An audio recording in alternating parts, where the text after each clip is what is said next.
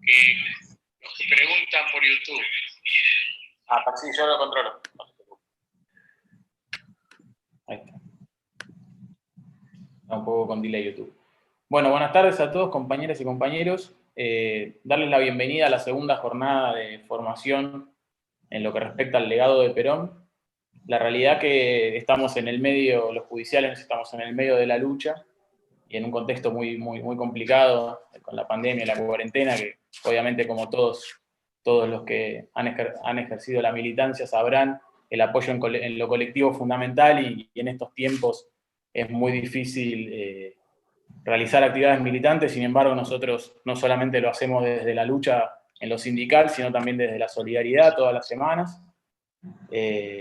Y bueno, ahora también abriendo el espacio de lo que es la formación política, porque la consideramos no solamente necesaria para reivindicar algunos grandes hechos que la historia han querido que sean olvidados intencionalmente para beneficio de nuestra nación, sino que también son necesarias para efectuar una reflexión en todo lo que nuestra militancia respecta.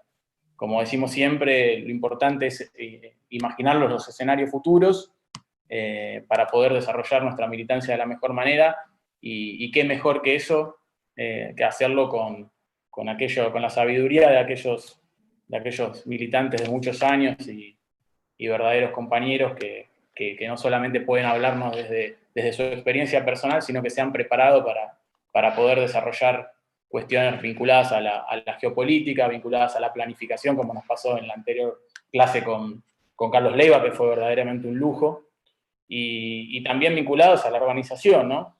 Por suerte nosotros en nuestro sindicato tenemos a nuestro secretario general que nos habla un poco de todo eso, y bueno, sin embargo es importante poder vincularnos desde nuestro sindicato hacia adentro, pero también hacia afuera, porque como dice Francisco, nadie se salva solo, y es importante que generemos este sentido de comunidad y que volvamos a traer nuestra doctrina, que es en definitiva lo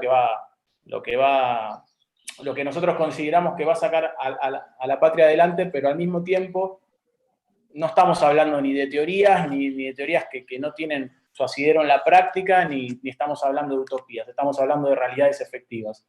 Y hoy lo que venimos a hablar en esta segunda jornada es un poco la visión geopolítica que Perón tenía, y también cómo operaba esa cabeza geopolítica en aquel entonces, para ayudarnos un poco también a poder plantarnos como militantes el día de hoy, y poder pensar la Argentina que viene, y Latinoamérica y todo el mundo, y cómo poder caminar en este mundo que a diferencia del polar, este mundo es multipolar, y tiene quizás sus aristas y sus cuestiones que tenemos que tener en cuenta. Así que, por empezar, agradecerles a todos que estén acá y presentarles a Hugo Melgarejo, que es el director de la Escuela de Formación Política, que tuve el gusto de presenciar varias charlas, en las cuales no solo aborda la política desde un punto de vista de la geopolítica, sino también desde un punto de vista histórico, desde un punto de vista filosófico, y realmente las charlas que dan son un lujo, y nos parece coherente, lo hablamos con Maya, empezar a trabajar y a transitar juntos el camino de la formación política en la medida que podamos cooperar los unos con los otros. A su vez es el secretario general de la agrupación Resurgir, y bueno, la verdad que es un verdadero lujo tenerlo con nosotros, y después de él, una vez que termine su exposición, va a exponer nuestro secretario general de la UEGEN y secretario de Derechos Humanos de la Confederación General del Trabajo, Julio Piumato, que es un poco el impulsor de la formación política, y que a través de la Subsecretaría de Formación y la Secretaría de Capacitación nos impulsa todo el tiempo para llevar adelante todo este tipo de formación militante para todos nosotros. Hugo. Estás silenciado. Ahí estamos. Bueno, muchísimas gracias. Agradezco a Federico la invitación, a Maya, a Julio y a los compañeros del gremio. Yo pensaba tratar este tema en dos partes. Primero, un pequeño comentario sobre la cuestión de la organización, ¿sí? Que en general hemos extraído del Manual de Conducción Política del general Perón, pero me interesaba rescatar 2 o 3 puntos, y después ir, sí, a la parte de planificación y geopolítica.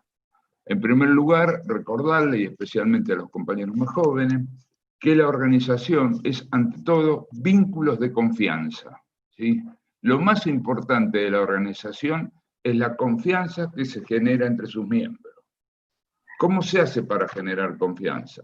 La confianza se genera a partir del cumplimiento de la palabra empeñada, ¿sí? Esto es lo esencial de lo que hace a cualquier organización. La confianza que las bases tengan en quien conduce o en quienes conducen, ¿sí? Si esto se resquebraja, estamos en problemas.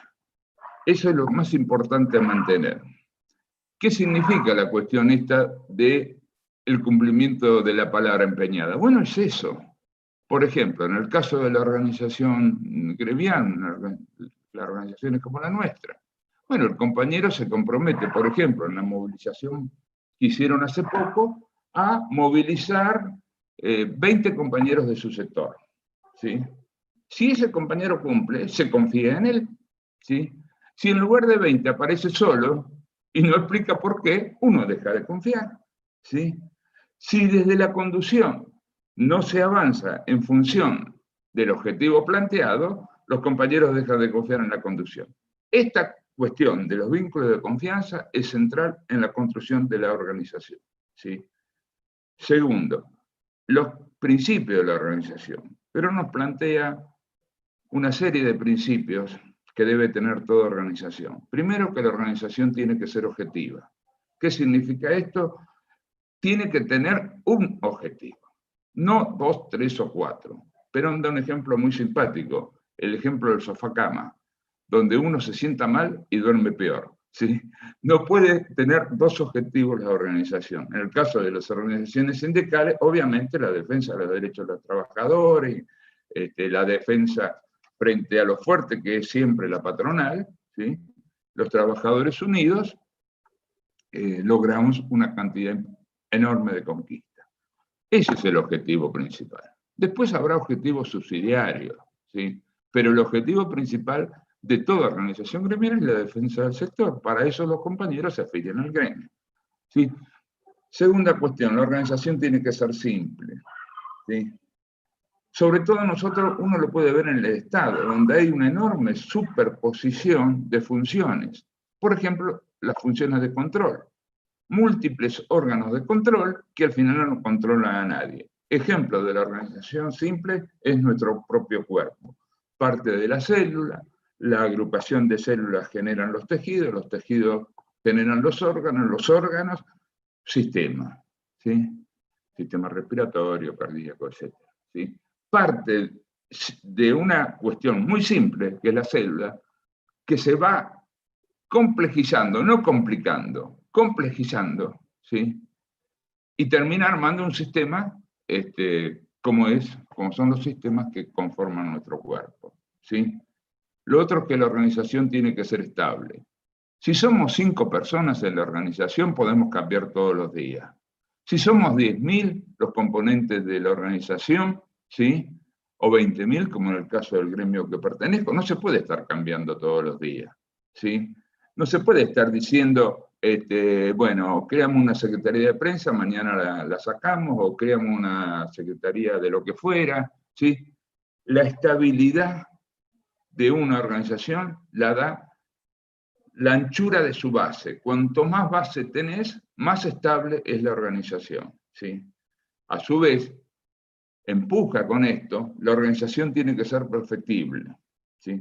Por ejemplo, ahora nosotros, producto de la pandemia, nos estamos comunicando por este excelente medio, con compañeros de distintos lugares del país. Bueno, habrá que ir pensando ya rápidamente cómo hacemos para institucionalizar estas formas de comunicación, todas nuevas, pero resulta que muy útiles en muchos casos, ¿sí?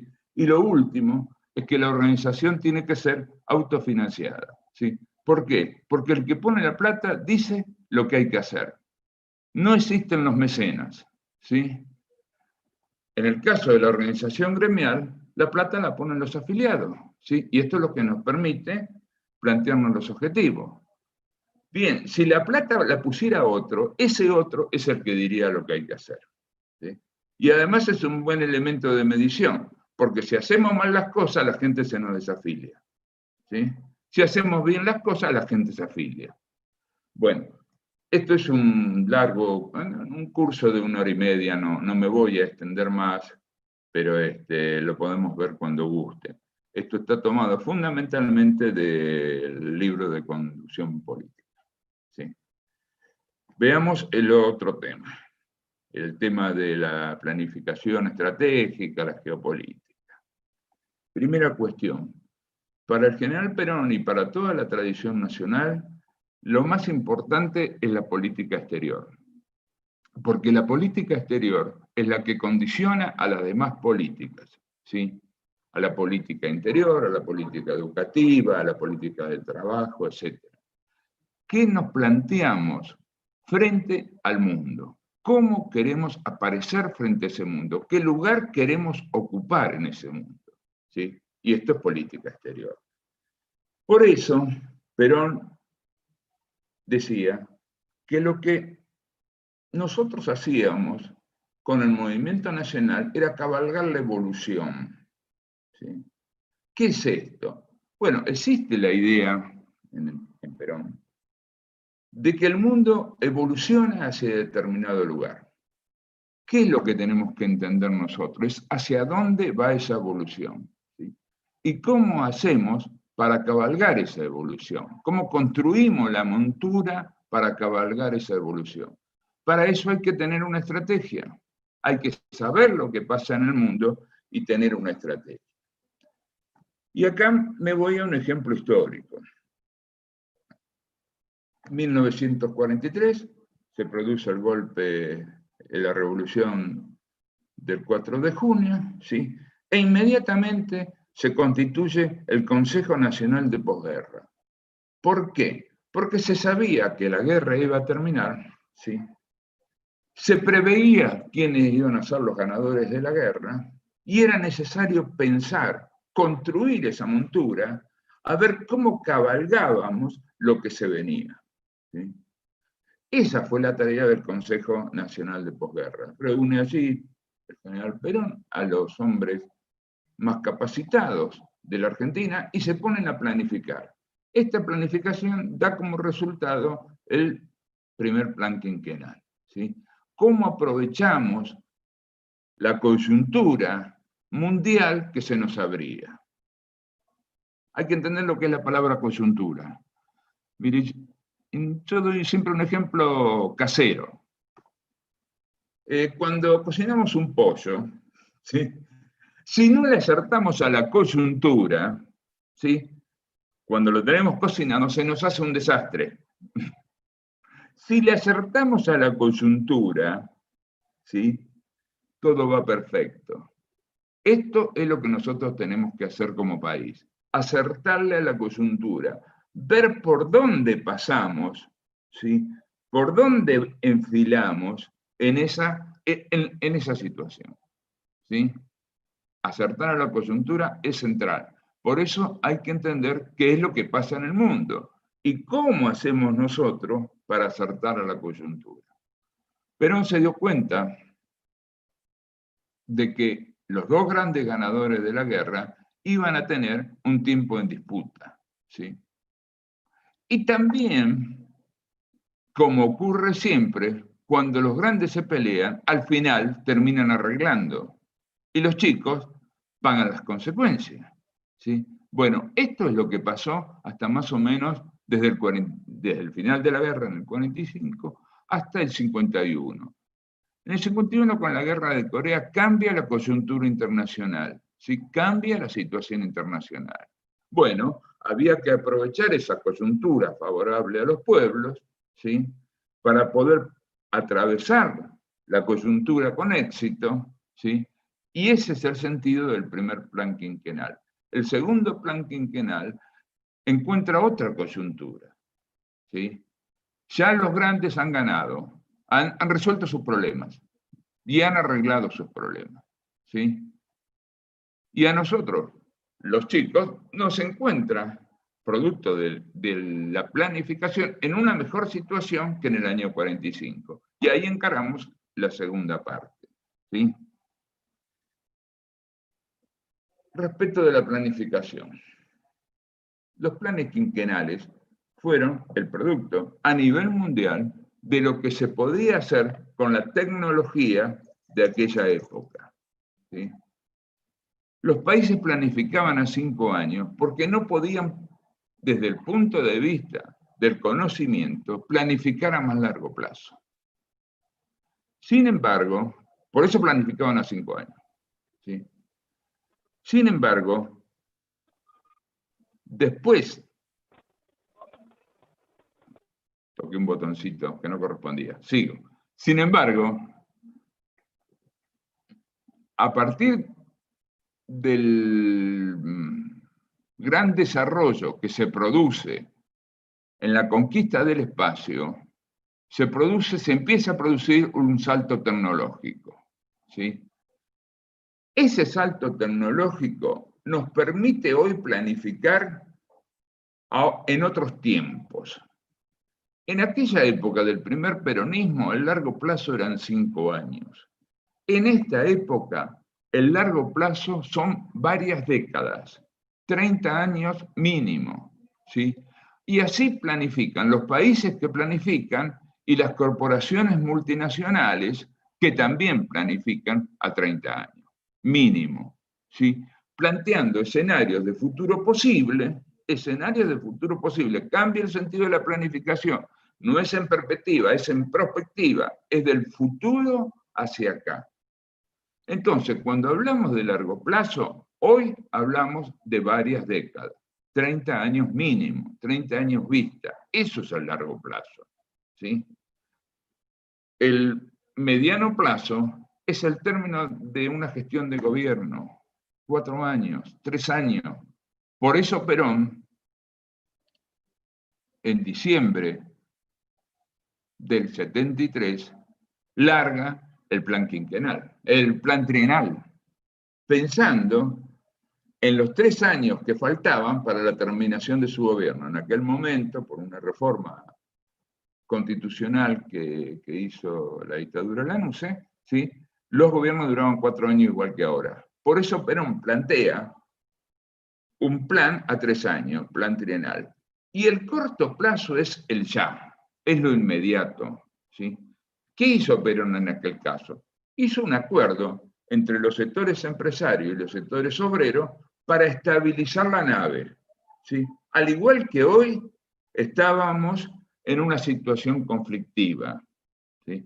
Y al igual que hoy se necesita de un acuerdo de los sectores de la producción para estabilizar, ¿sí? Para permitirnos pensar, para resolver, entre otras cosas, el problema de la inflación, los precios de las cuestiones de consumo, ¿sí? ¿Cuál es el aumento que voy a tener y cuáles son los precios que vamos a tener que pagar? ¿Sí? Eso es lo inmediato, ¿sí? Entonces, hay una serie sucesiva. Cuando, por ejemplo, nos dicen hoy, vamos a hacer un acuerdo económico-social. Muy bien, macanudo, perfecto. Pero eso es el hoy. Eso es lo necesario hoy. Hace falta el mediano plazo, o sea, ¿qué hacemos, ¿sí? En los 3 años de gobierno que restan, ¿sí? Y hace falta el largo plazo. ¿En qué cuestiones los argentinos estamos de acuerdo en caminar, avanzar juntos, ¿sí? Con proyectos de Estado, más allá de la coyuntura del gobierno? Son cosas distintas, pero que acoplan una con otra. Si solo nos hablan de acuerdos de pacto social, de acuerdo económico-social, están hablando solo del principio, ¿sí? Eso no es pensar en el largo plazo, eso es pensar en el corto plazo, ¿sí? En el caso del ejemplo del último gobierno de Perón, el pacto social dura mientras dura la autoridad política que sostiene el pacto social, ¿sí? Que es la vida de Perón. ¿sí? Y empieza a ponerse en duda cuando esa autoridad política que garantiza el pacto social desaparece. Más allá que al principio habían asesinado vilmente a uno de los más fuertes sostenes que tenía el pacto social, que era el secretario general del CGT, José Ignacio Arruchi, ¿sí? A pesar de eso, se estabilizó la situación, ¿sí? Y se pudo pensar en el corto plazo, por eso el plan trienal. Y se pudo proponer el largo plazo. El 1 de mayo del 74, Perón propone la cuestión del proyecto nacional, ¿sí? Esta cuestión de proyecto tiene su historia también. Es toda una corriente que se llama el proyectismo. Y nace, mire, extrañamente, desde los sectores, no extrañamente, nace desde los sectores militares, que empiezan, que atendiendo a la cuestión geopolítica, se dan cuenta que es posible pensar el futuro, planificar el futuro, ¿sí? Desde el presente, ¿sí? Lo primero que lo hacen en este caso fueron los militares brasileros, después tomado de algún modo por algunos militares argentinos, y después Perón lo toma el 1 de mayo del 74, lo enuncia. Bueno, y lamentablemente una vez muerto, esto, que era el testamento político del general Perón, pasa al olvido, ¿sí? Por eso la Argentina, desde el 74 hasta el presente, no se piensa en el largo plazo, o sea, no se piensa en términos de gran estrategia, ¿sí? Cuando uno no piensa en términos de gran estrategia, hay otros que lo piensan, a uno, ¿sí? O peor, no nos piensa nadie, estamos a la deriva. ¿Sí? Complicada la cosa si estamos en esa situación, ¿sí? ¿Qué es lo que pasa hoy en el mundo? Bueno, hoy en el mundo yo creo que estamos asistiendo a la pelea entre los dos grandes del mundo, que son Estados Unidos y China, ¿sí? Esto no quiere decir que no haya países que quieran ser potencias regionales, ¿sí? Pero no le da para ser potencia mundial. Turquía es un ejemplo de potencia regional, Irán es otro ejemplo de potencia regional, Rusia es otro ejemplo de potencia regional, ¿sí? Y la India es otro ejemplo de potencia regional y paremos de contar. Pero los dos grandes que están en etapa de enfrentamiento son China y Rusia. Están peleando por el control del mundo, ¿sí? Por experiencia sabemos que al final arreglan estos dos grandes. Lo que nosotros tenemos que tener en cuenta son cuáles son nuestros intereses nacionales, de modo de aprovechar esa situación donde los dos grandes se están peleando, sabiendo que al final de la pelea estos dos grandes de algún modo arreglan, ¿sí? Por eso es la cuestión de tener siempre en vista qué es lo que pasa en el mundo, ¿sí? Perón nos enseñó eso, nosotros hemos decaído en ese sentido. Y estamos muy preocupados por la política diaria, por la política de lucha, por la política agonal. Hemos perdido el sentido de la política estratégica. Hemos perdido el pensar a la política como una arquitectura, ¿sí? Como una cuestión arquitectónica. Bueno, tenemos que volver a eso, ¿sí? Si no volvemos a eso, estamos en complicaciones.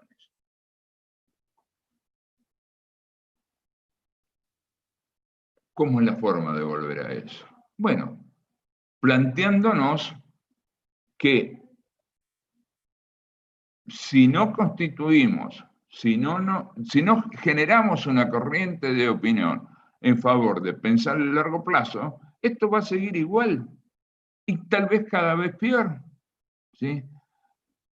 Indignados asistimos a la Argentina del presente. ¿Pero por qué estamos indignados? Porque sabemos que la Argentina se merece y tiene condiciones para que sus habitantes vivan mucho mejor. Y esto no es más ni menos que pensar un proyecto de país a largo plazo, a 30 años vista, ¿sí?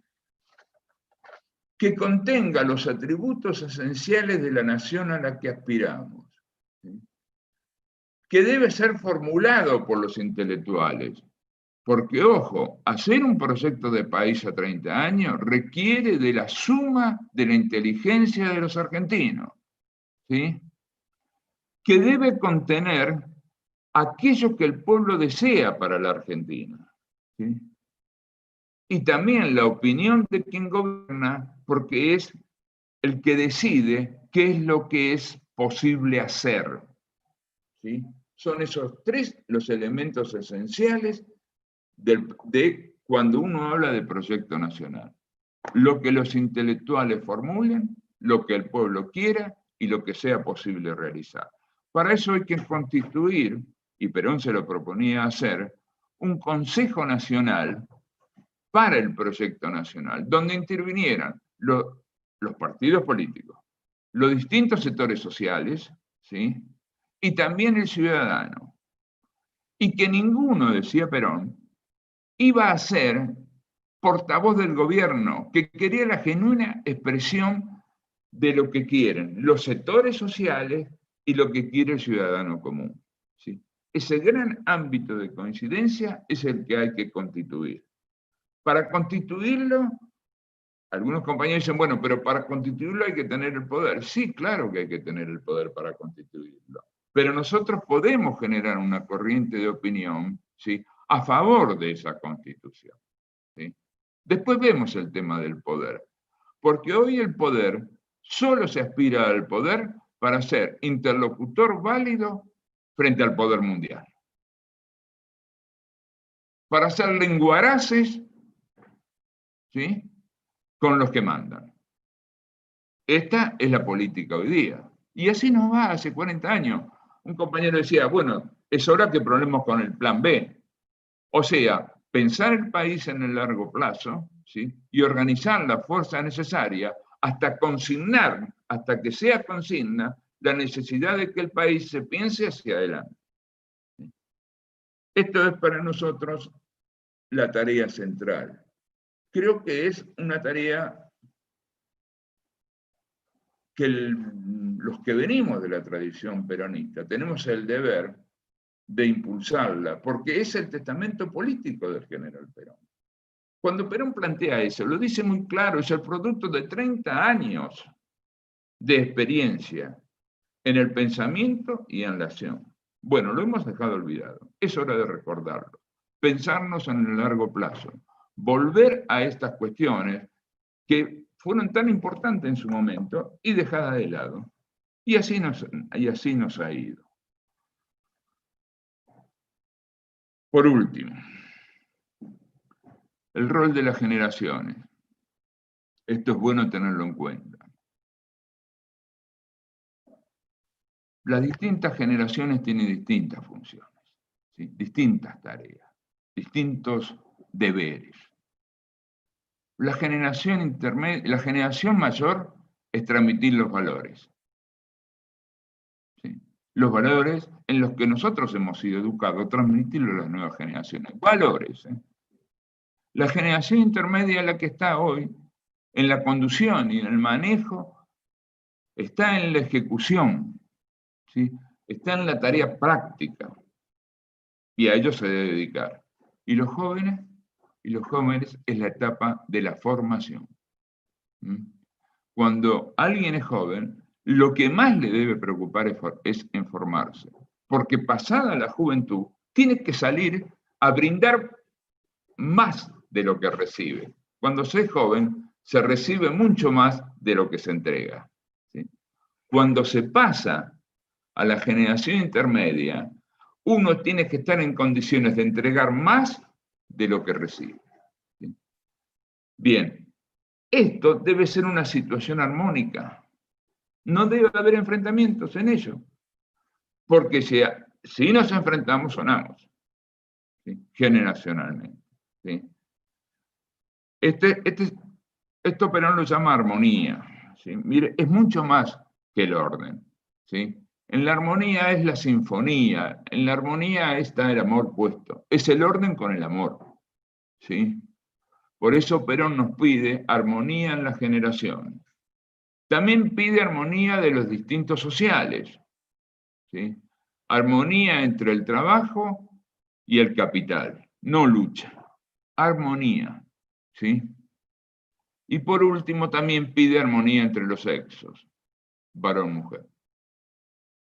Estas son las tres cuestiones centrales en las cuales,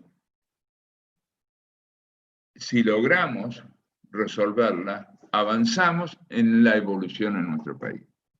¿Sí? Bueno, la propuesta futuro es eso, la constitución del Consejo Nacional Postpandemia, a imagen de lo que fue aquello de 1943, ¿sí? Vivimos una situación bastante similar, los grandes se están enfrentando, nosotros tenemos que aprovecharlo en función de nuestros recursos y de nuestros intereses, ¿sí? Y obrar en consecuencia. Bueno, yo acá termino y contesto las preguntas que me hagan falta cuando ustedes lo dispongan. Gracias. Excelente, Hugo, excelente. Muy claro, muy esquemático, la verdad que el abordaje que hiciste de los 3 puntos me sorprendió, verdaderamente me sorprendió, fue muy claro. Bueno, las preguntas ya están, hay muchas preguntas, si querés podés ir leyéndolas en el chat como para ir elaborando alguna respuesta para futuro, pero ahora lo que toca es la exposición de nuestro secretario general de la Unión de Empleados de Justicia de la Nación y secretario de Derechos Humanos de la Confederación General de Trabajo, tan necesaria en este proyecto de reconstrucción de la patria, Julio Piumato. Julio.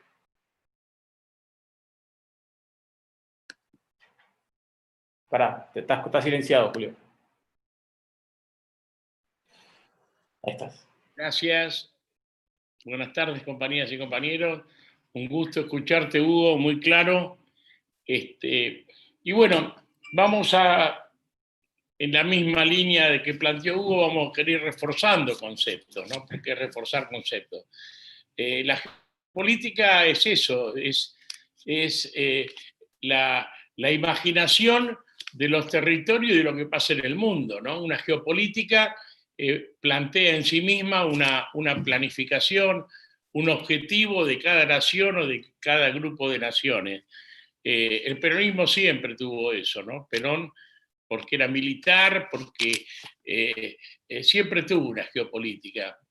Las tuvo San Martín en su momento, los grandes la tuvieron, pero con el peronismo creo que queda claramente establecido la visión del mundo, que es imposible pensar el mundo, Hugo lo decía bien, pensar una realidad de un país si no vemos el mundo. Perón tenía una frase que parecía despectiva para las provincias, pero no era ni más ni menos que la expresión de una realidad, de no ver con ojos chicos, ¿no? Es decir, quien quiera entender la realidad con ojos de provincia se equivoca y no tiene destino. Es que si no vemos el mundo, es imposible ver nuestra realidad como nación. Y acá vemos que, desde, como bien decía, desde la muerte de Perón, fundamentalmente desde el golpe militar, perdimos esa visión del mundo y lo refrendaba bien en qué rol terminamos jugando las dirigencias políticas en la Argentina, ¿no? Donde se suele escuchar muchas veces que, tantos años de gobiernos peronistas. Y no, una cosa es un gobierno peronista y otra cosa son los gobiernos que gobiernan a nombre del peronismo. Pero ser un gobierno peronista implica determinadas cuestiones que están en el legado de Perón, que se olvida, ¿no? Y uno es la visión del mundo. El movimiento obrero argentino, por lo menos en muchos, aprendimos y mamamos esa visión del mundo, esa enseñanza de los continentalismos, esa enseñanza de la proyección hacia afuera de la Argentina, y si no entendíamos lo que pasaba en el mundo, no entendíamos nada. Nosotros, cuando empezamos allá en los años 90, que parecía todo oscuro con el neoliberalismo privando en el mundo, a hacer los encuentros de pensamiento estratégico y tomamos contacto a partir de los grandes pensadores que tiene la Argentina, porque hay quienes dicen que la Argentina faltan los pensadores. faltan los intelectuales del campo nacional, no existen, pero están como clandestinos, digamos, están tirados a la clandestinidad, ¿no? Parece que son mala palabra, no entran en la historia oficial, no entran salvo por accidente en los medios de comunicación, y eso produce que la difusión de esas ideas se hagan más difíciles, ¿no? Pero la riqueza que tiene el pensamiento nacional en la Argentina, el pensamiento del peronismo en la Argentina, creo que es muy grande, y a pesar de las limitaciones, aparece y se recrea. Bueno, la tenemos acá escuchando a Iciar, Iciar, Aris, hay incluso una generación de jóvenes peronistas que han entendido con una profundidad admirable las bases de este pensamiento que excede un pensamiento político, que excede un mero pensamiento coyuntural, sino que tiene la profundidad de un pensamiento integral de la condición humana. Nosotros cuando escuchamos al Papa Francisco en sus encíclicas hablar de la realidad de la humanidad y plantear los desafíos que tiene su humanidad, que está en peligro, para no sobreentender, los entendemos con claridad porque es la misma cosmovisión que tiene el peronismo, ¿no? Donde el peronismo tiene un desafío para salvar la humanidad. De definiciones que parecen muy simples, porque lo decía bien Hugo, y lo decía Perón, más que Hugo, que tenemos una doctrina simple y sencilla. ¿Por qué? Porque las cosas cuando se complican es para que la entiendan unas minorías. Cuando son para que la entienda y una doctrina que tiene que ser de un pueblo, tiene que ser sencilla. Y el peronismo lo decía así, simple y sencillo. Y en el peronismo es eso, ¿no? Es la cosmovisión de Perón lo resumía. Nosotros buscamos, digamos, ni la explotación del hombre por el hombre, que es el capitalismo, ni la explotación del hombre por el Estado. Entonces, el hombre tenía que ser el centro de la economía, había que respetar esa cosmovisión individual y en el marco, no como un hecho aislado, no como un individuo, sino como ser humano integrado en una comunidad. Nadie se realiza en una comunidad que no se realiza. Y esa visión geopolítica de Perón tendía a eso.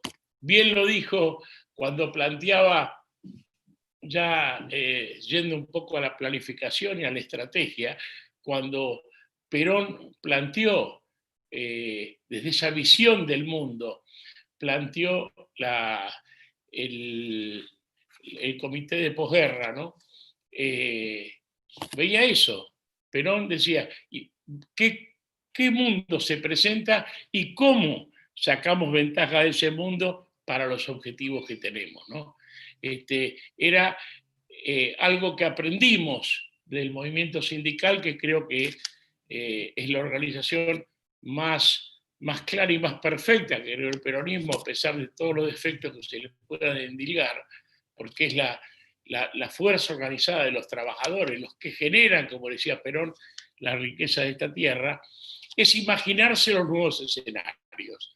Esa visión que nos dejó Perón y que al ser simple y sencilla se integró a todas las capas, no quedó como un reducto de grupos o de élite de gobierno, sino se extendió socialmente. Es un distintivo de la Argentina. Yo le decía, cuando desde la CGT en los 90, con el neoliberalismo, nos reuníamos con pensadores de Sudamérica, de Brasil, de Venezuela, de Perú, de Chile, de Bolivia, y pensábamos qué pasaba con nuestro continente, hacia dónde íbamos, ¿no? Todos esos pensadores nacionales. Recuerdo que íbamos a Brasil y que había una corriente muy importante, pero eran todos, los centros de investigación estaban todos ligados a la academia, dependían todos de universidades. Y hablábamos en una sintonía perfecta, donde entendíamos que era muy fuerte todo este pensamiento en el continente, pero no se expresaba todavía políticamente en una fuerza que nos llevara adelante. Y lo que más les sorprendía a los brasileros era que en la Argentina viniera de dirigentes sindicales. Y nosotros decíamos, y lo que pasa es que por la Argentina pasó Perón, y nos dejó eso, que en otros lados es patrimonio de los intelectuales. Perón, en esa sencillez, lo hizo patrimonio del pueblo o patrimonio de las organizaciones, mucho más amplio que... y ahí me parece importante una cuestión que nos deja el peronismo. En la organización popular, es decir, no divide los roles tan específicos. La intelectualidad no tiene un rol y la acción o la organización política tiene otro, sino se sintetiza todo. Yo creo que lo más importante del peronismo es que el pensador y el que piensa se expresa en la organización. Lo escuchamos a Hugo, podemos decir un intelectual, y él lidera una agrupación. Él se organiza políticamente, es decir, está íntimamente ligado la construcción de organización, por eso que nos decía Perón que solo la organización vence al tiempo, se queda íntimamente ligada con la generación de ideas. Y esto creo que, no sé, es una característica fundamental del peronismo en la Argentina y una enseñanza, digamos, para el resto del mundo, ¿no? Nosotros, cuando salimos de la Argentina, los dirigentes sindicales, y hablamos con otros movimientos sindicales del mundo, vemos que hay muchas cosas que son tenidas en cuenta y nos toman como ejemplo en una cuestión fundamental, que es el segundo rol sindical, que es generar mejores condiciones de vida para el trabajador y su familia. Eso es tomado, ya prácticamente es imitado en todo el mundo.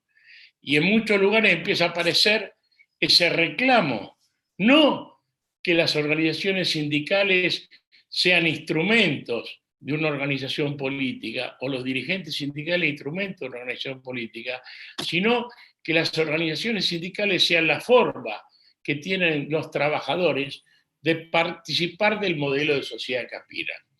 Esto que está en el testamento de Perón, como bien decía Hugo, que es el modelo argentino para el proyecto nacional, ya estaba. Es decir, más allá que Perón lo sintetiza en ideas en ese testamento, si escuchamos el discurso del 17 de octubre del 45, ya lo dejaba plasmado. Digamos, Perón fue diciendo las cosas con el tiempo, pero siempre sintetizando y profundizando las mismas ideas. Perón decía, cuando da el consejo, decía, únanse trabajadores que detrás de la unidad de los trabajadores construiremos la unidad de todo el pueblo argentino. Si hoy vemos la realidad de hoy de la Argentina, vemos cuánto peronismo nos falta, ¿no? Pero no lo vemos solo como una necesidad crítica, sino además como una salida. Porque hoy que el capitalismo está en crisis en el mundo, ya el comunismo cayó, hoy vemos, como bien decía en el mundo, más allá de los dos grandes bloques que aparecen, como decía Hugo, que es China y Estados Unidos, ya no es como era la Unión Soviética y Estados Unidos después de la Segunda Guerra. Ya aparecen los bloques regionales, lo llamaba Hugo, y creo, yo diría más continentalismo, ¿no? Porque se asemeja a los continentalismos. Son grandes bloques geopolíticos que además se nutren de las culturas tradicionales de esas sociedades. La China comunista empieza a receptar todas las raíces de la cultura china de milenios. Pasa lo mismo con la India. Lo de Sudáfrica es más nuevo, pero aparece como una fuerza regional importante. Entonces vemos que esos bloques se van formando, ¿no? Se van formando. Irán toma, más allá que lo hace desde una postura religiosa, pero tomando las tradiciones de la vieja Persia, digamos, hay una vuelta. y Rusia mismo, que busca las fuentes en esa tradición histórica, religiosa, nacional del pueblo ruso. Entonces vivimos un fenómeno donde nosotros, en nuestro continente, tenemos una historia pero mucho más reciente. Recién estamos forjando la unión de razas que no se pelean, y esto tenemos que ver más allá que nos quieran alimentar, con las peleas que se generan en todo el mundo a partir de la lucha de etnias pequeñas que son ancestrales. Digamos, acá se quiere regenerar eso con intereses de división, pero les cuesta mucho, porque la unidad de la raza queda como una lucha de minorías, porque la unidad que se ha dado, la síntesis que se ha dado cultural entre toda la migración o la conquista de Iberoamérica y los pueblos acá originarios, o las culturas de acá, es muy profunda, no han podido generar esas luchas que dividen. Si nosotros agarramos cualquier lugar del planeta, vemos esas luchas permanentes y todos los días vemos los conflictos que se dan y cómo se tratan de exacerbar. Ahora está el conflicto por la zona de Nagorno entre los azerbaiyanos y los armenios, y vemos lo mismo en Pakistán y Afganistán, y en todos los lugares del mundo vemos esas peleas de montones de etnias que son pueblos que vienen ancestrales y que han perdido a lo mejor en muchos casos ese factor de unidad. Esto no es un problema nuestro. Es decir, hay quienes dicen que este subcontinente es todo para hacer, ¿no? Es todo para generar.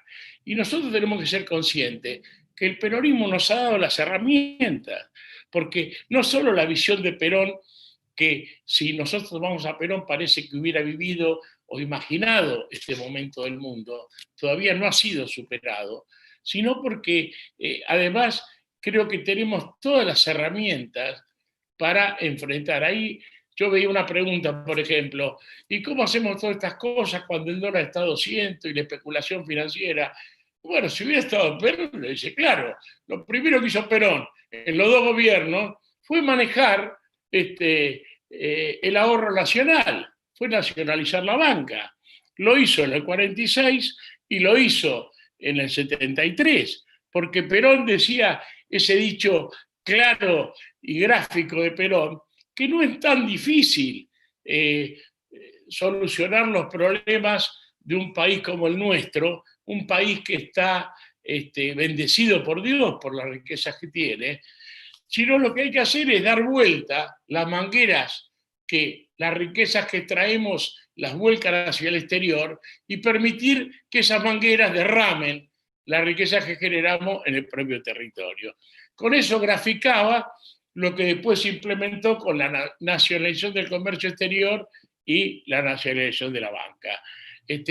Sin esas medidas, que obviamente es dificultoso cómo llevar adelante, pero las herramientas tienen que ir para eso, porque si no van para eso, nos dejan a los argentinos que nos peleemos entre nosotros. ¿Por qué? Porque lo grueso de la renta y de la riqueza que trae la Argentina se lo llevan para afuera, y se lo llevan esos grandes grupos, y lo que sobra se lo llevan los pequeños grupos económicos que tienen 400.000 millones de dólares que se han ido llevando fuera de la Argentina.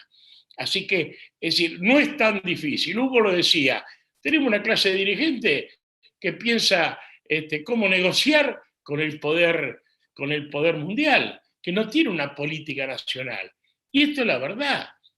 Y esto se llama patriotismo, ¿no? Tener una visión de la Argentina, una visión de la patria, y poner, como decía Perón, primero la patria, después el movimiento, por último los hombres. Y esto se da, y es un desafío muy grande que tenemos por delante, pero evidentemente no es tan difícil hacerlo. Hugo explicaba bien lo de la planificación, los tiempos de la planificación, pero más allá que los tiempos hayan cambiado por la historia, lo charlábamos el otro día con Leiva, es esencial la planificación. Una empresa planifica, una familia planifica cuando puede, cuando no tenés trabajo, no tenés nada, se te acabó la planificación. Pero los países grandes planifican, no solo los chinos que tienen una visión de la historia y de los tiempos ejemplar, pero todos los países planifican, las empresas, los grupos económicos planifican. Entonces, quien no planifica no puede construir un camino. Vos jugás al fútbol, planificás el partido. Entonces, es insólito como país no tener un plan. Porque el plan, ¿qué te permite? Te permite sintetizar esfuerzos, te permite generar confianzas, te permite generar esperanza en el futuro, porque vos a todos le mostrás, vamos hacia allá, vamos, y tenemos la experiencia, como bien lo comentaba Hugo, en los dos planes quinquenales y en el plan trienal. Fueron los tres ejemplos de planificación en Argentina y donde el país más avanzó. Si hablamos del plan trienal, en poco tiempo avanzó muchísimo. Y obviamente para que la planificación funcione, tenés que tener un caudal político y un apoyo político. En economía y en social, nada funciona si no tiene respaldo. Pero para tener respaldo también tenés que mostrar a dónde vas. Y esto es lo que falta en la Argentina. Lo decía bien Hugo, y coincido absolutamente, que la realidad hoy del país, que vos ves que parece que perdimos la brújula, pero hoy estamos en una situación que la pandemia nos coloca a nosotros como país en una situación similar a la que teníamos en el 46. En 46 el mundo salía de una guerra brutal, pero mucho más grave que la pandemia esta, que ha costado, no sé, 1 millón de muertos en el mundo, no sé si llega todavía, pero la guerra mundial fue decenas de millones de muertos. Decenas, también, centrado más que nada en toda Europa, ¿no? En Eurasia, si queremos decir. Pero decenas de millones de muertos, un drama brutal. Y en ese tema, Perón dijo, ¿qué pasa con el mundo? ¿Qué va a hacer estos países después de la...? Y ahí se situó. Y Argentina tuvo un despegue brutal en 10 años. Yo coincido que los tiempos en aquel entonces no son los mismos que ahora.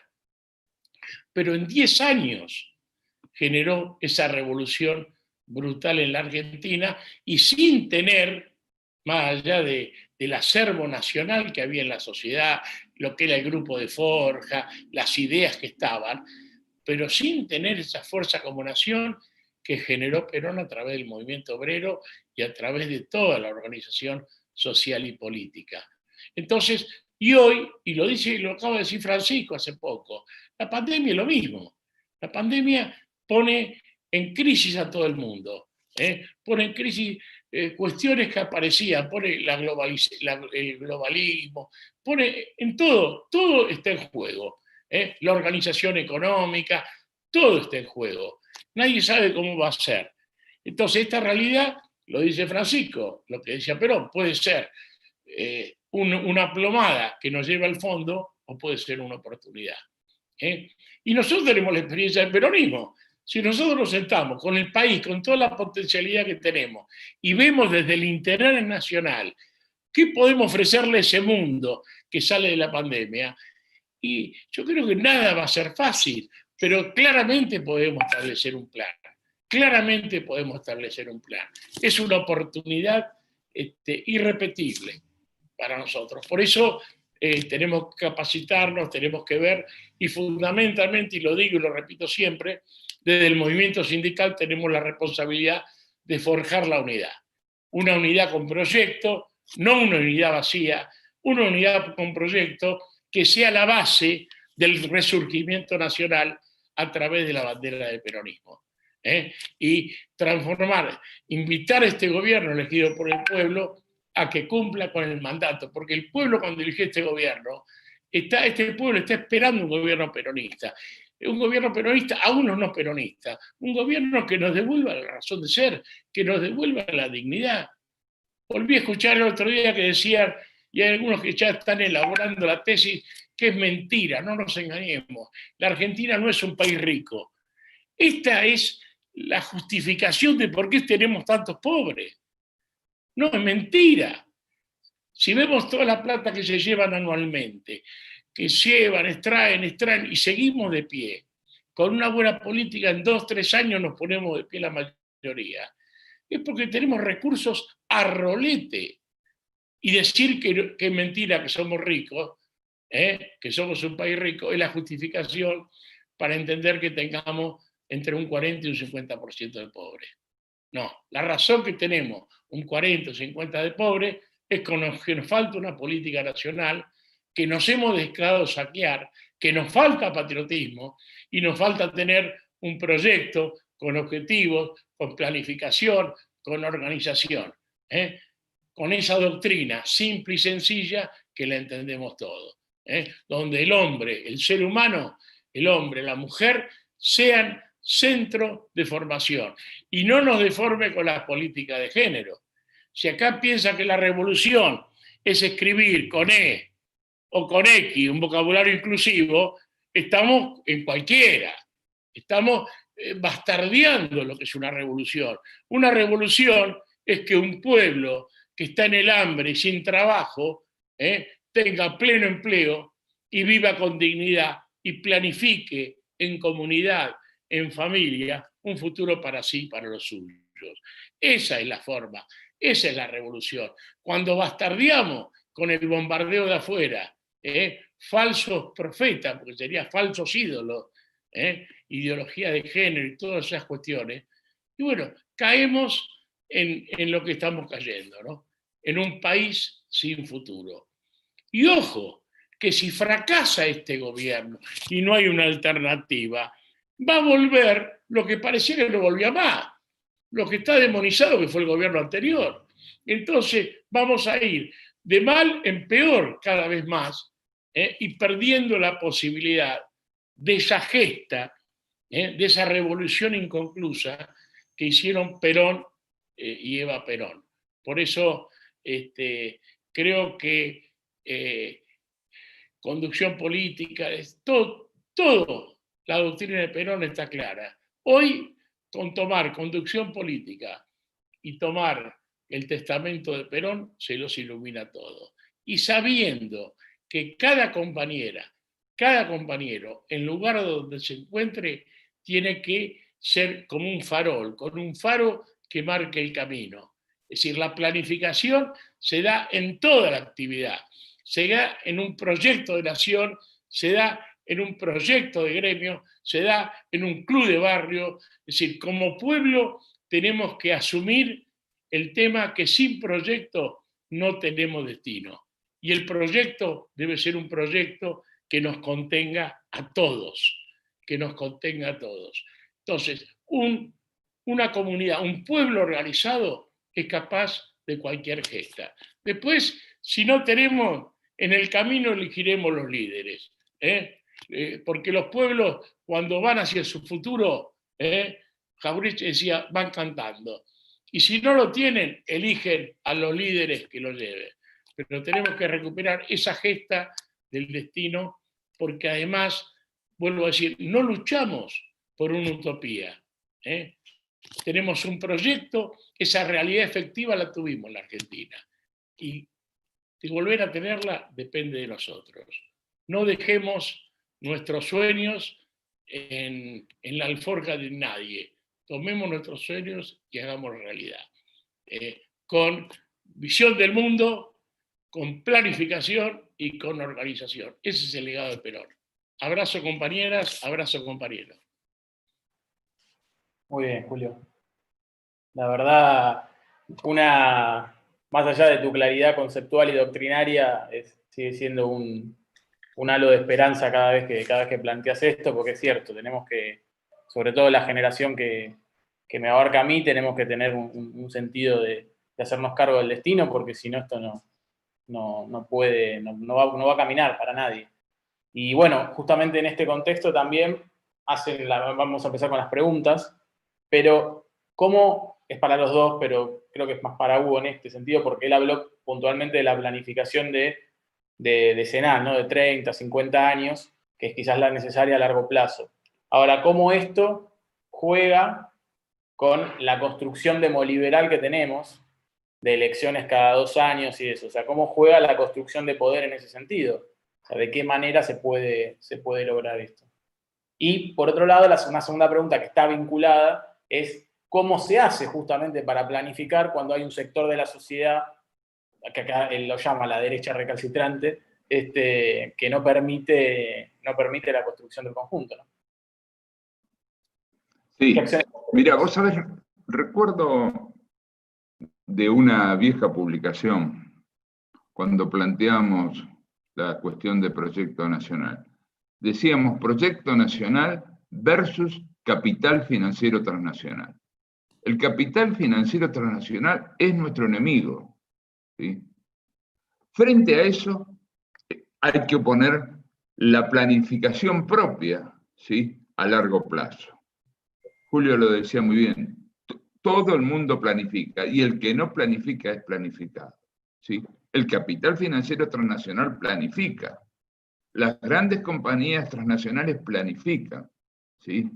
Planifican cómo hacer para seguir ganando plata y seguirle dando dividendos a sus dueños, ¿sí? Aunque cambie la realidad. Mire, hace un tiempo tuvimos una buena experiencia con un profesor, doctor en filosofía, que trabajaba para la Shell. ¿Y en qué trabajaba para la Shell? Trabajaba en eso, profesor de filosofía, ¿sí?, planteándose como problema distintos escenarios de futuro posible, donde, por ejemplo, uno de esos escenarios es que el petróleo iba a dejar de ser el principal fuente de energía a nivel mundial dentro de 30 años, ¿sí? Pero ellos le tenían que seguir dando ganancias a sus inversores, ¿sí? ¿Y qué hacían? Bueno, convocaban a la gente que sabía de las distintas especialidades. Este hombre, por ejemplo, era doctor en filosofía. Uno diría, ¿qué tiene que ver un doctor en filosofía con el petróleo? Claro, tiene que ver eso, ¿sí? Tiene que ser capaz de pensar multidisciplinariamente el futuro que se nos viene, en distintos escenarios, ¿sí? Y sobre eso actuar en el presente. Este es nuestro problema. Mire, yo le puedo ofrecer un solo ejemplo de planificación a largo plazo, de política de Estado a largo plazo en el país, que fue la cuestión de la energía nuclear, ¿sí?, iniciada durante la etapa del primer gobierno peronista y continuada, ¿sí?, hasta lograr el manejo completo del proceso atómico, habiendo pasado por gobiernos democráticos, semidemocráticos, dictaduras militares, etc., ¿sí? Hoy la Argentina maneja el ciclo completo de la energía nuclear y no son muchos los países que lo hacen, a pesar de haber pasado por el menemismo, ¿sí?, que intenta destruir eso.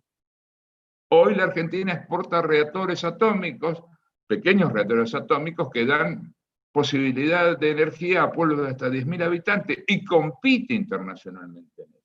Eso es una muestra de un proyecto a largo plazo, más allá de los gobiernos, ¿sí? Lo mismo tenemos que hacer respecto de los otros campos de interés nacional. Primero, definir qué son los intereses nacionales. Ponernos de acuerdo en eso. ¿Y qué hacemos para la defensa de esos intereses nacionales? Más allá de los gobiernos, más allá de las administraciones que pueden ir pasando. Ese ejemplo, creo, bueno, para muestra basta un botón, lo que es estar de acuerdo, más allá de quién gobierna, ¿sí? Lo otro es tener en claro, el capital financiero transnacional es nuestro enemigo, no quepa duda. Y ellos intentan no solo ganar en el terreno de lo financiero, también en el terreno de lo cultural. Y ahí hay una guerra, ¿sí? Esto que planteaba Julio con la política de género.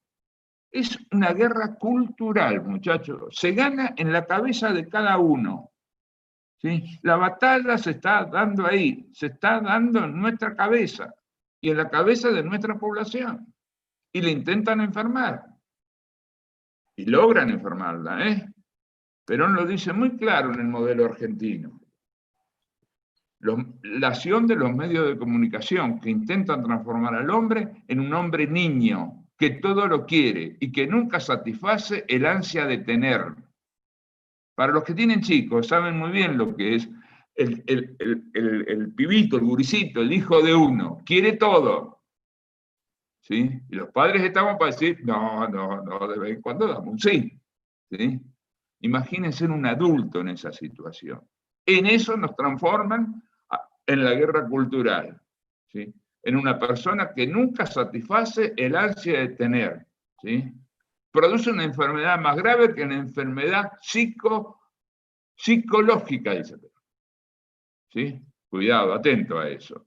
Ese es uno de los factores del vasallaje cultural. El otro factor del vasallaje cultural es la propagación de ideas a través de la universidad. Es la falta de producción científica propia. ¿Sí? Desde las universidades nos venden producción científica generada desde los centros de poder.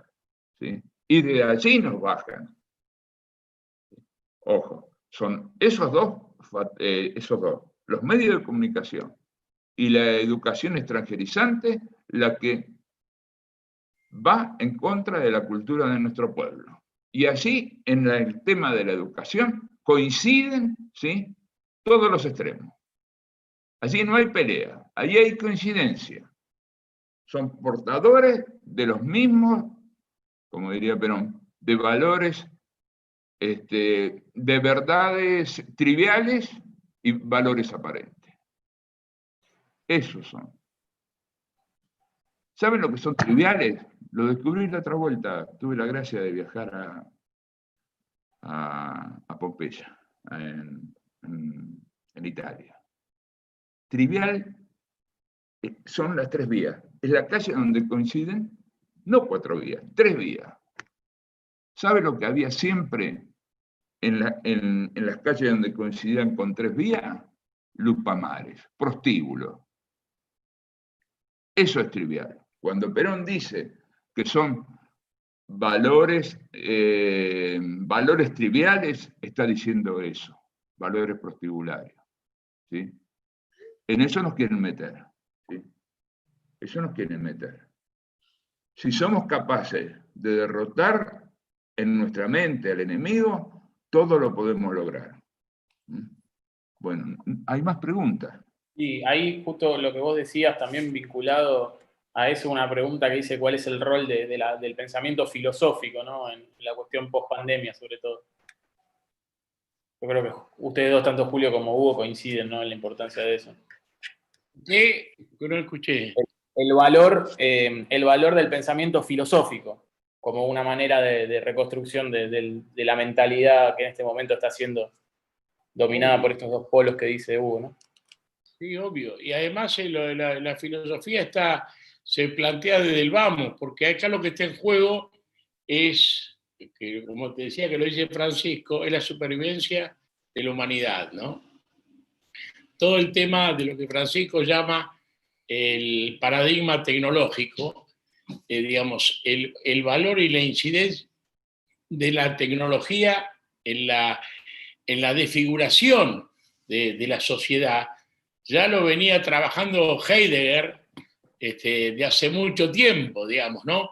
Cómo la tecnocracia terminaba anulando el sentir del pueblo, es decir, anulaba los valores.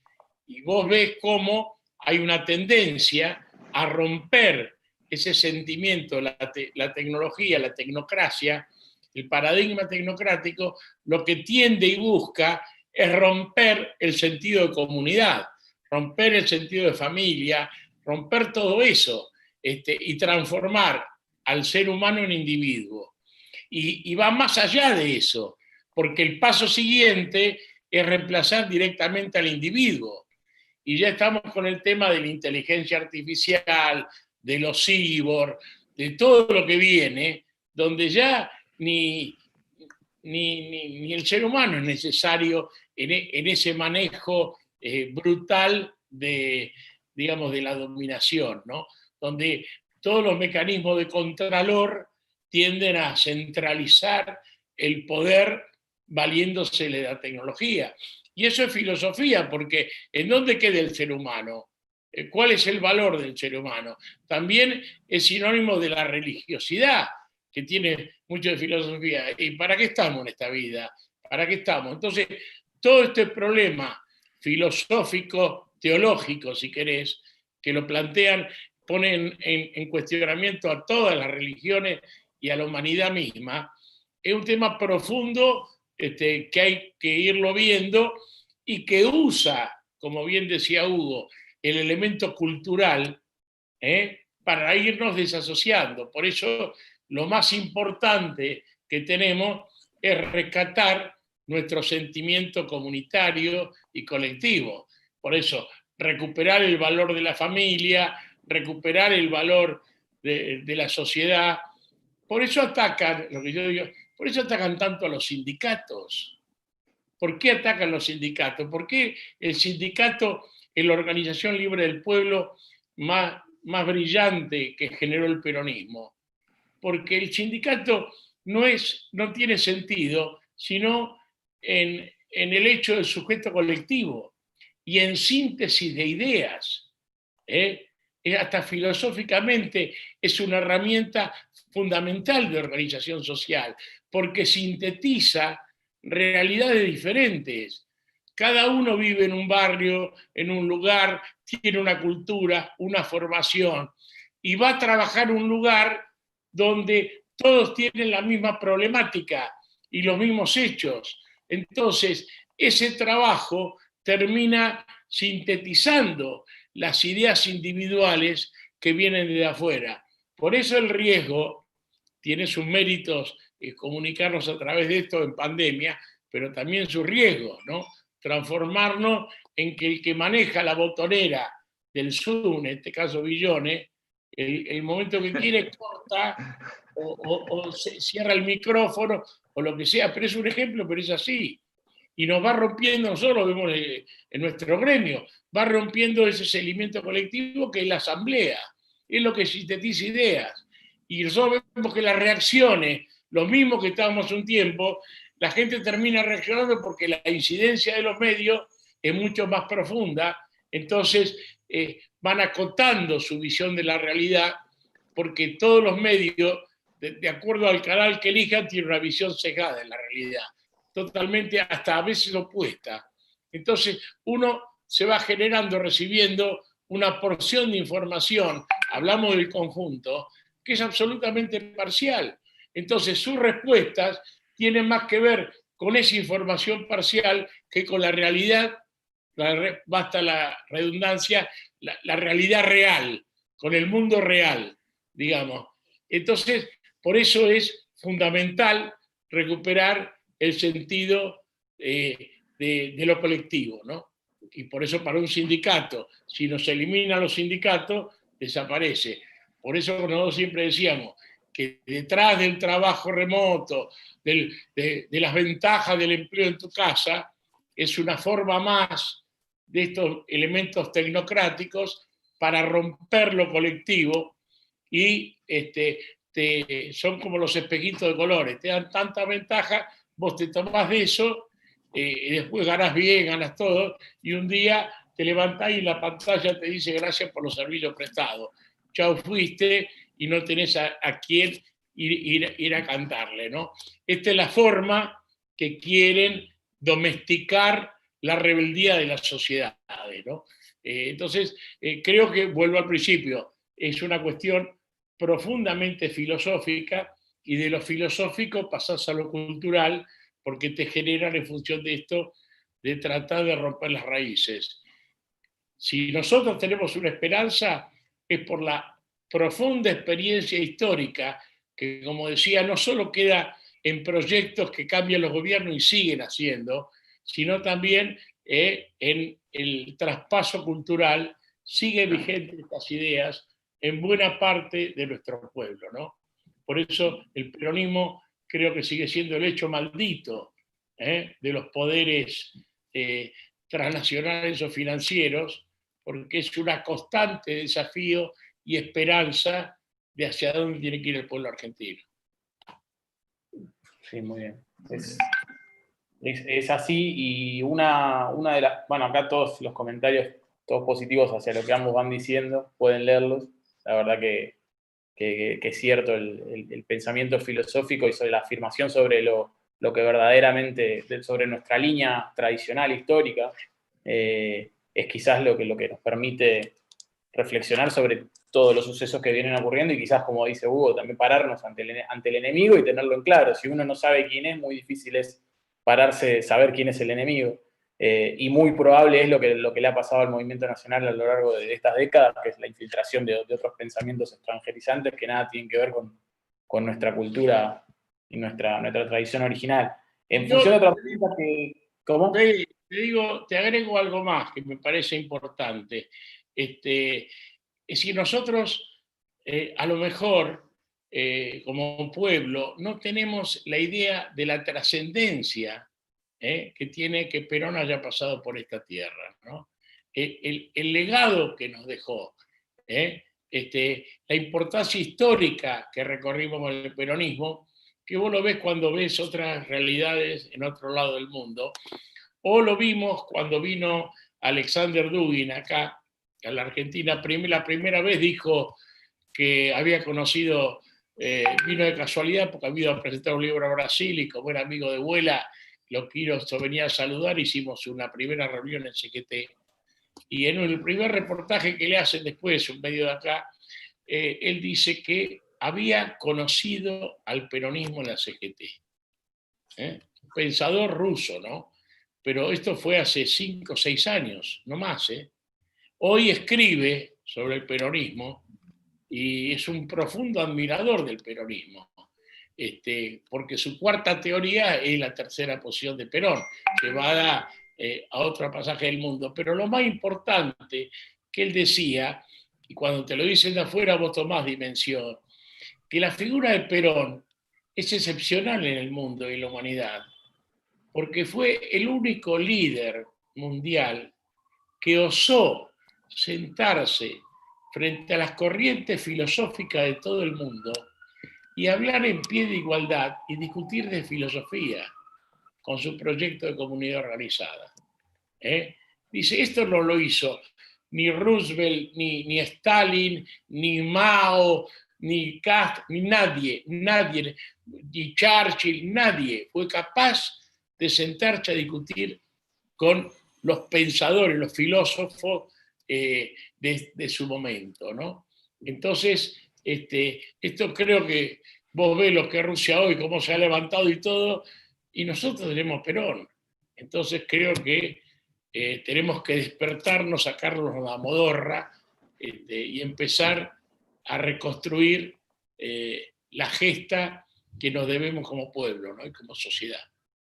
Sí, además, Julio, justamente lo de Perón en comunidad organizada y después lo que habla Mendé cuando explica, Raúl Mendé, cuando explica que fue el secretario legal y técnico y el director de la Academia de Formación, que explica el tema de qué es el justicialismo, justamente se para en una postura superadora de todos aquellos pensamientos políticos, filosóficos que hasta ese momento, como algo superador del individualismo acérrimo y del colectivismo acérrimo, sino con una construcción mucho más equilibrada y armoniosa, como bien decía el compañero Hugo. Pero ahí apuntando una de las preguntas que hacían, y también ahora sí abro la pregunta, el peronismo siempre se caracterizó quizás por partir de un nacionalismo que, a diferencia de otros nacionalismos, era un nacionalismo de inclusión, y no un nacionalismo vinculado a conceptos como la raza ni nada por el estilo, sino que tenía que ver con valores humanos y como tales tiene que ser inclusivo, y desde eso hacia un regionalismo y un continentalismo, como mejor dicho lo llama Perón,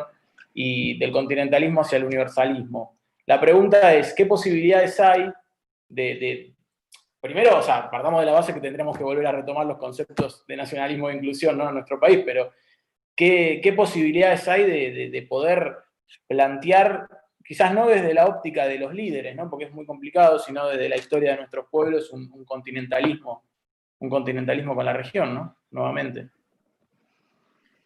Y Bueno. yo creo que es natural eso, porque uno mira el mapa del mundo y las regiones están.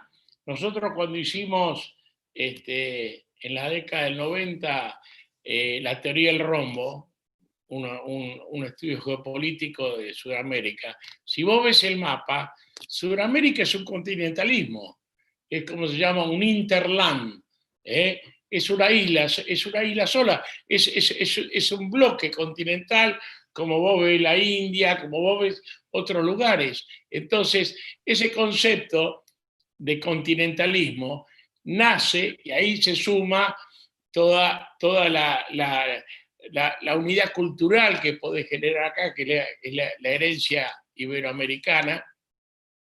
Es fácil, con la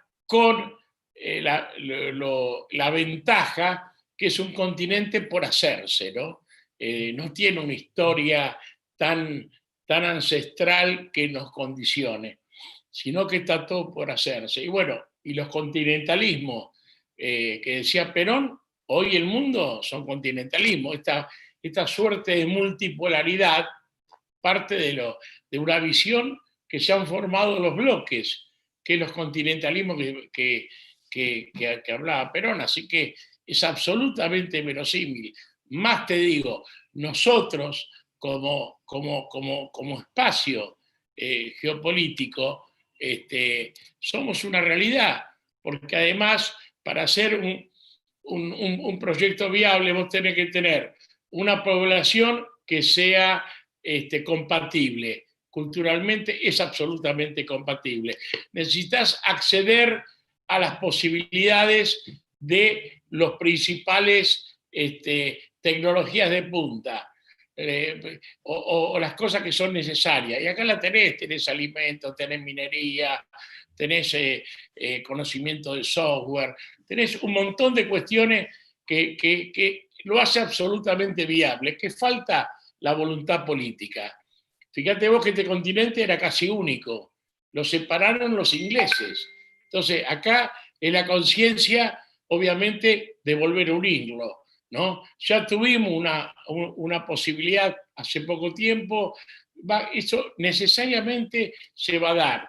Y más te digo, como es una realidad indudable, la fuente de generación de pensamiento de los que tienen una visión más de dependencia, digamos, de las élites económicas, todos hablan y capacitan en esa integración. Así que la integración necesariamente se va a dar como una necesidad histórica. Ahora, el tema es qué contenido va a tener esa integración. Si va a ser una integración para beneficio de los pueblos o una integración para beneficio de las élites dominantes ligadas al capital financiero internacional, como hablaba Hugo. Hugo, ¿querés aportar algo? Sí, un par de cuestiones que por ahí me había olvidado de mencionar. Lo del Consejo Nacional Postpandemia. Hace muy poco la Pastoral Social, hace menos de 15 días, en el documento final de la Pastoral Social, plantea la necesidad de la constitución del Consejo Nacional Postpandemia y fundamenta muy bien esa necesidad. Lo recomiendo su lectura, ¿sí? Porque me parece que estamos en una línea muy convergente. Digamos, somos muchos los argentinos que de distintos lugares y de distintas expresiones nos estamos manifestando. Y valoro enormemente esto de la pastoral social. Por otro lado, Julio lo planteó también. La crisis que ha provocado la pandemia. Ya veníamos observando hace unos años que aquel modelo que a la caída del muro de Berlín, principio de los 90, se nos intentó vender de esa globalización, donde lo único que se nos pedía era integrarnos a esa globalización como individuos, haciendo desaparecer todas las cuestiones que nos ligaban, ¿sí? Era yo y el mundo. Lo anunciaban así, ciudadanos del mundo. Hace unos años una universidad, la de Palermo, decía que preparaba a los jóvenes para ser ciudadanos del mundo, ¿sí? No ciudadanos de una nación, ciudadanos del mundo. Esto que se alentaba con la ruptura de los lazos que nos hacen crecer como personas, o sea, la familia, el trabajo y la organización gremial, la idea de nación, la ligación religiosa, eran todas cuestiones que estaban en contra de esa globalización. Bueno, eso se acaba de derrumbar, muchachos. Tenemos que ser conscientes de eso. Los organismos internacionales no han servido para nada frente a esta pandemia, ¿sí? Mensajes confusos, Estados Unidos retira, y me parece muy bien, el apoyo a esta Organización Mundial de la Salud, no sirvieron para nada. Tuvimos que volver a refugiarnos en las naciones, ¿sí? Yo, ciudadano del mundo, quiero entrar a Uruguay. No me dejan, muchachos. No me dejan. Si no soy ciudadano uruguayo, no puedo entrar, o si no tengo muchísima plata, ¿sí? Se ha caído ese paradigma. El paradigma que nos plantearon en los 90. Tenemos que construir un relato apropiado para lo que viene. Lo que viene es el surgimiento de las naciones, ¿sí? El reconocimiento entre naciones y el reconocimiento en el continente, ¿sí? Pero nos decía que estábamos por ingresar al apasionante siglo XXI. Apasionante, lo dice él, siglo XXI, donde el núcleo de la dependencia es lo tecnológico, pero que tenemos que ir munidos de un profundo nacionalismo cultural. Porque ese era nuestro aporte al mundo. No llegamos al mundo como personas, como individuos. Llegamos como naciones. Y desde el punto de vista bíblico, religioso, es lo mismo. El juicio final nos espera como naciones, nos espera como pueblo, no como personas aisladas, no como entes aislados, ¿sí? Bueno, lo último, una imagen que se me ocurrió escuchándolo. El brigadier Rosas da una muy linda imagen refiriéndose a las relaciones exteriores. Ya existían los barcos a vapor. Y él decía que las grandes potencias eran como los barcos a vapor. Ponían un rumbo y no importaba cómo viniera el viento. Los pueblos como el nuestro, decía, son como los barcos a vela, ¿sí? Tenemos que aprovechar el viento según venga. A veces se puede avanzar directamente y a veces hay que ir haciendo bordes, ¿sí? Hay una coyuntura internacional que nos va a permitir avanzar poniendo un rumbo. Esa coyuntura internacional va a durar un tiempo, 4 o 5 años, el tiempo en que los grandes se pongan de acuerdo. Tenemos que aprovechar esa coyuntura para poder pasear, porque después vamos a tener que andar haciendo bordes. Bueno. Y yo le sumo a ese planteo que, y nosotros lo veíamos diciendo, la crisis del 2001, acá en la Argentina, y todo lo que se dio ahí a partir, todo lo que pasó en esos años en el mundo, fines de los 90 y todo, que hubo una gran, nos generaba también la posibilidad. Nosotros decíamos en ese momento que después vino la crisis de 2008 y todo esto que se estaba reconfigurando en el mundo con los bloques, nos daba una posibilidad. Y se dio el viento de cola, el famoso viento de cola. Y si algo tenemos que criticarnos, o criticar a los que condujeron la década ganada, es que perdimos la oportunidad. Fue la década que más divisas entraron a la Argentina. en la historia y perdimos la oportunidad por la falta de una planificación y de seguir el modelo de Perón, de dejar las bases de un nuevo modelo de producción, de un nuevo modelo industrial, un nuevo modelo de producción. Teníamos con qué hacerlo y lo desaprovechamos. Así que yo creo que, ¿por qué nos pasa esto? Tenemos la suerte por la riqueza. Pasan las oportunidades, las dejamos pasar y se nos aparecen de vuelta.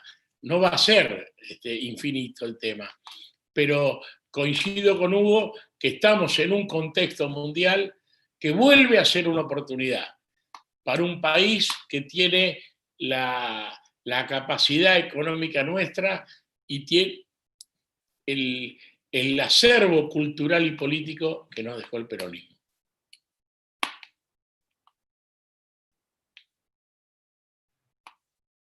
Perfecto, ahí ya más o menos las otras preguntas van en el mismo sentido. La verdad que por los comentarios que vienen haciendo, la gente está se siente muy iluminada por los conceptos que han manejado, y es muy importante, yo creo que lo que dijeron en función de, primero que nada, buscar este tipo de espacios para la reconstrucción un poco del pensamiento, ¿no? La reconstrucción del hombre argentino, que es el problema que el general detectó en la vuelta. Que quizás el problema que él planteaba era que posiblemente hubiera, en su momento, que hubieran, previo a irse, que hubieran amenazas hacia la integridad del hombre, y cuando vuelve ya habla directamente de una necesidad de reconstrucción. Entonces, en ese contexto, estos espacios en donde se puede reflexionar y en donde se puede volver a hablar sobre los ejes importantes son necesarios. Como también es tan necesario lo que dice Hugo de la capacidad. El problema no es la capacidad que nosotros tengamos para la proyección de escenarios, ¿no? Porque evidentemente la tenemos, y con solo escucharlo a Hugo y a Julio nos damos cuenta que esa capacidad sigue estando en nuestros militantes y en nuestros dirigentes. El problema es que quienes conducen los destinos de nuestro país en este momento no se hacen cargo de esas capacidades que nuestro pueblo de por sí tiene, y que han tenido, que el general ha sabido fomentar a través de las organizaciones. Entonces, la pregunta de estas personas, ¿no? Yo creo que la respuesta un poco la venimos teniendo, pero ¿cómo podemos desde la organización, desde las organizaciones, seguir fomentando y tratar a ver, evidentemente la construcción, entrar dentro de la lógica demoliberal en estos momentos es complicado. Si no es como dijo Hugo, si no es con plata, si no es con adornando con el patrón, armado con el patrón, o como fuese. Como desde las organizaciones libres del pueblo, que en definitiva son el gran legado, uno de los grandes legados de Perón, quizás el más importante y por lo menos el más sólido, el que le permitió al peronismo y a estos espacios hoy en día seguir vigentes, ¿cómo podemos proponer, construir, generar poder? Una cuestión. El nombre de la última obra de Perón, Modelo Argentino de Proyecto Nacional, yo creo que para entenderlo bien le falta una parte, que es Proyecto Nacional de Liberación. ¿Sí? La liberación es una changa muy pesada. Es muy pesada porque requiere el concurso organizado del conjunto del pueblo. ¿Sí? Nadie puede quedar afuera de eso. O sea, requiere de una gran tarea de formación y de organización, las dos cosas. ¿Sí? Yo creo que por eso la clase dirigente política argentina, desde la muerte de Perón, no se animó a la chamba. No confía en nuestro pueblo, no confía que nuestro pueblo tiene esa capacidad, y entonces opta por lo más fácil, ser interlocutor ante el poder mundial, ser el lenguaraz. ¿Sí? Pero, ojo, el modelo argentino de proyecto nacional es un proyecto de liberación. ¿Sí? Y eso es difícil, pero es necesario. ¿Sí? Pasa, por un lado, generar la conciencia y organizar esas conciencias. ¿Sí? Son tareas que llevan su tiempo. Tal vez, seguramente no son obra de una sola generación, pero eso es lo estratégico. Y Julio por ahí puede seguramente agregar. No, es tal cual. Yo decía, lo dije cuando empecé, patriotismo. Es decir, poner la patria por delante. Es subordinar el interés personal fundamentalmente de los dirigentes, porque acá lo que hace falta son ejemplos. No esperemos que si los dirigentes son egoístas, tengamos el modelo es el egoísmo, el modelo es el sálvese quien pueda. Y acá sabemos que la realidad es otra. Necesitamos patriotismo, pensar en el país, y por eso yo digo que la batalla principal, soy absolutamente consciente que si no lo conseguimos en el movimiento obrero, la unidad, no la vamos a conseguir afuera. No solo porque Perón lo dijo, sino porque es la realidad. Porque ahí donde mejor se da la conjunción de una parte importante del pueblo en cada organización sindical. Entonces, ahí se da la práctica colectiva. Entonces, creo que por eso siguen existiendo las organizaciones sindicales. Lo que pasa, hay que dar el salto, ¿no? Que lo que se da en una organización sindical hay que llevarlo al conjunto del movimiento obrero, y los dirigentes tienen que pensar, siempre también han tenido la comodidad de pensar con sabiduría, pero para la coyuntura. ¿Cómo zafo de esta? ¿Cómo zafo de esta? Es el tema fundamental de esto que decía cuando parafraseaba al brigadier Juan Manuel de Rosa: no esperan que el viento venga, que venga de atrás y lleve. Y creo que las organizaciones sindicales, como custodia, ¿no?, de ese mandato histórico del peronismo, tienen que dar el paso de la generosidad y de pensar en el conjunto, ¿no? Si no lo conseguimos del movimiento obrero, yo creo que va a ser muy difícil conseguirlo del resto, porque los partidos políticos, desgraciadamente, como decía Perón, son una herramienta electoral, y fuera de eso las organizaciones libres del pueblo no se han desarrollado en la Argentina, ¿no? Así que el gran reservorio es el movimiento sindical, que tiene que ser capaz de dar el paso.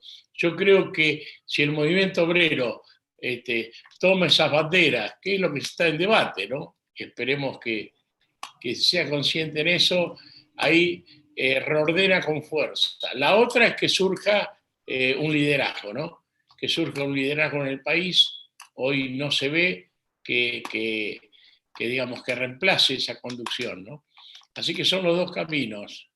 Pero yo vuelvo a decir, es dificultoso el camino, pero la oportunidad histórica está, ¿no? Entonces, no creo en... apuesto por el camino de los logros, del esfuerzo y de superar las mezquindades, pero tampoco descreo de los atajos, ¿no? De que surjan elementos de la historia que produzcan un cambio más rápido, ¿no? Igualmente, creo que coincido con Hugo, es esta instancia histórica que tenemos para hacerlo. Es una oportunidad que se nos vuelve a dar otra vez, ¿no? Y no la podemos aprovechar. Sí.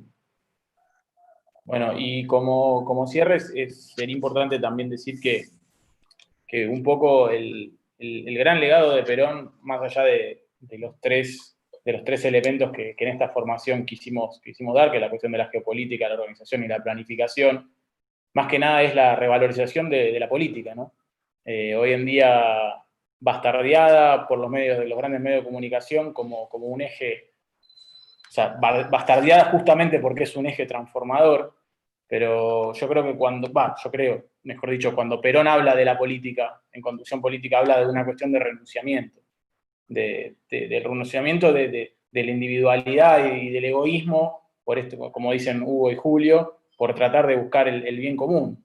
Y en ese sentido, en la búsqueda del bien común, estos tres elementos que tienen que ver con la organización, la planificación y la visión sobre dónde estamos parados en el mundo y cuáles son los futuros escenarios, toma una trascendencia que antes no tenía. Si uno elige el camino de la política por el lado del egoísmo y sin hacer ese renunciamiento, es muy poco probable que pueda tomar a la organización popular como un elemento de poder, tomar a la planificación como un camino y tomar a la geopolítica y a la visión coyuntural como algo, o sea, poder hacer eso de forma acertada. Entonces, es muy importante que nosotros en cada actividad que hagamos a nivel político, ya sea una formación, una actividad sindical, una actividad comunitaria, solidaria, entendamos que lo que estamos haciendo es política. Cuando el pueblo, ya sea la solución de arriba para abajo, de abajo para arriba, como dice Julio, o sea, ya sea el movimiento obrero organizado llevando la propuesta o apareciendo un gran liderazgo como consecuencia,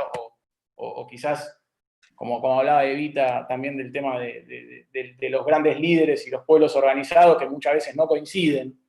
Lo importante acá es la reconstrucción del sentido de la política, no como una cuestión de rosca y de individualismo, sino como una cuestión de búsqueda del bien común y constante entendimiento y comprensión para que los objetivos son la grandeza de la nación y la felicidad de nuestro pueblo, que son los objetivos más grandes del justicialismo. Así que estas formaciones tienen que ver con eso, ¿no? Con revalorizar a la política y también entender y lograr que nuestro pueblo entienda que en cada acto que hace, como dice Julio, cada uno haciéndose cargo de su destino y del destino en el conjunto, está haciendo política y está ayudando a que la construcción pueda ser un poco más en favor del pueblo y un poco menos a favor de los enemigos que tiene la patria, que lo único que buscan es la destrucción, el individualismo y que el pueblo argentino esté de rodillas. Así que, no sé, invitarlos a seguir participando de esto y agradeciéndoles a todos por su presencia. Creo que, a ver, Hugo se desconectó, pero se le debe haber caído la conexión, pero... Ahí me desconectó la Nico que manejaba los botones. No te desconecté, se te fue solo, no toqué nada, estaba hablando. Así que, nada, agradeciéndoles por las grandes exposiciones y por esto de que ustedes en cada charla que dan, en cada exposición que dan, lo que están revalorizando es la política, la verdadera política, la política transformadora que va a llevar a nuestro pueblo a estar cada vez más cerca de la construcción del poder, que es en definitiva la construcción del poder que el general quiso legarnos para la continuación de los tiempos. Así que les agradezco mucho y esperemos poder seguir encontrándonos con esto. Y bueno, no sé si Julio quiere decir algunas palabras finales, pero esto sería el cierre de mi parte. No, para mí está bien. Lo importante es seguir y haciendo, ¿no?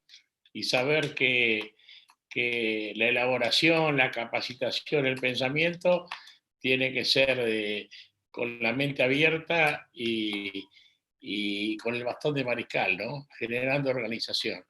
Solo la organización vence al tiempo. Discutiendo solo no nos alcanza. Tenemos que generar organización sabiendo hacia dónde vamos, ¿no? Nada más. Agradecerle a Hugo la presencia y bueno, nosotros sigamos proponiendo estas cosas y sigamos luchando a la par. Abrazo a todos y gracias por esta reunión. Abrazo a todos. Van a tener la charla por YouTube, así que próximamente. Gracias a todos. Un abrazo. Chao, gracias, saludos a todos. Saludos a todos. Buenas tardes a todos. Chao, compás. Saludos a todos, chao. Compañeros. Chao, gracias. Chao. Gracias a todos. Estamos viendo. Gracias, Federico. Muchas gracias, compañeros. Saludos. Abrazo. Gracias. Saludos. Hasta luego a todos. Gracias.